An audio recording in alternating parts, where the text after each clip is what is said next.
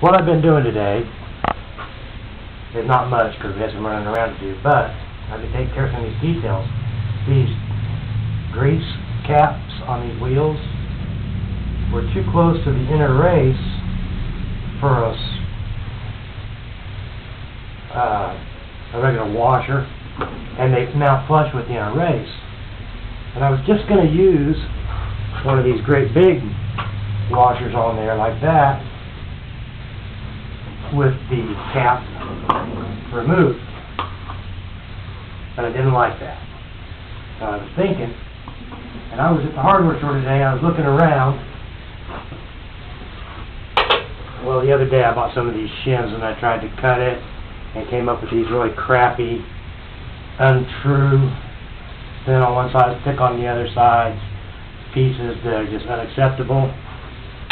So I ended up with some of these. They're 5/8 inch diameter on the inside and 1 inch on the outside, and they fit real nicely there. However, you have to just take a Dremel tool, which I've already done this one, and I've done the other two on the other wheel. This is the last one. Take the cap off and take your Dremel with a little deburring tool and just lightly go around the inside of it, enough to make it to where it doesn't rub on that shim like I'm doing here.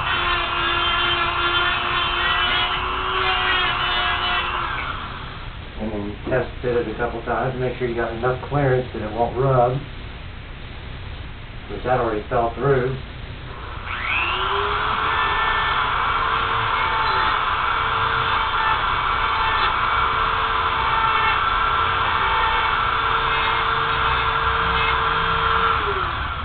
Seems to work best on a real slow setting to get the final burrs off.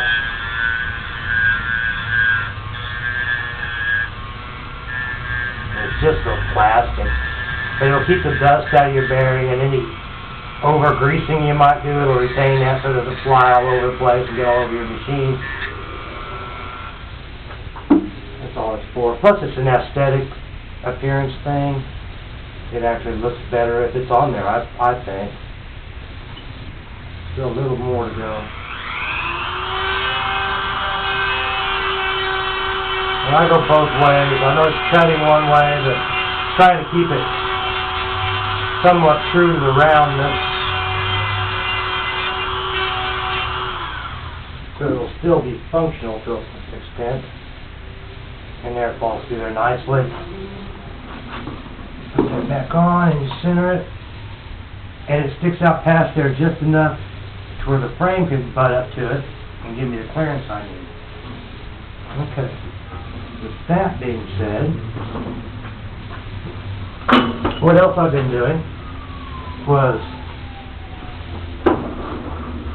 toying with the motor itself, and I got this chain deflector from Go-Kart Supply, and it's specified for Briggs & Stratton, and this, however, is a Greyhound from Harbor Freight, and the bolt holes don't match up, and even if they were to match up, the mounting brackets are too shallow, therefore it would actually it won't reach the bolt holes. It will drag on the clutch and brake.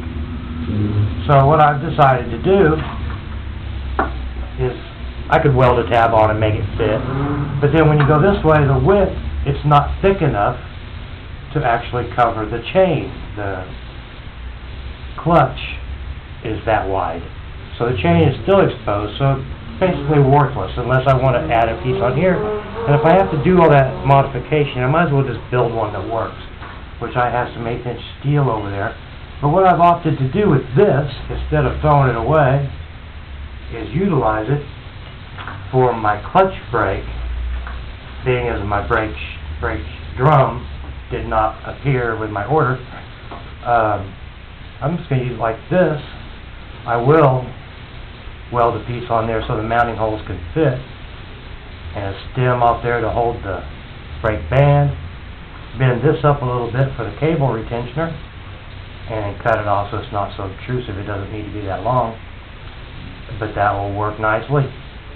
And there you go, Bob's your uncle, as they say.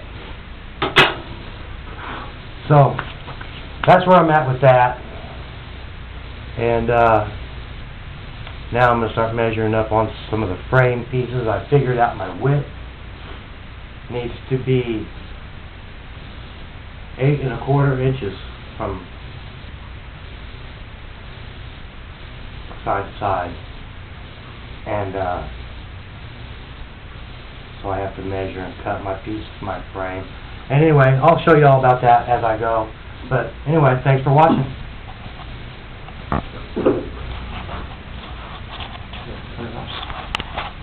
No, just hit the stop this baby.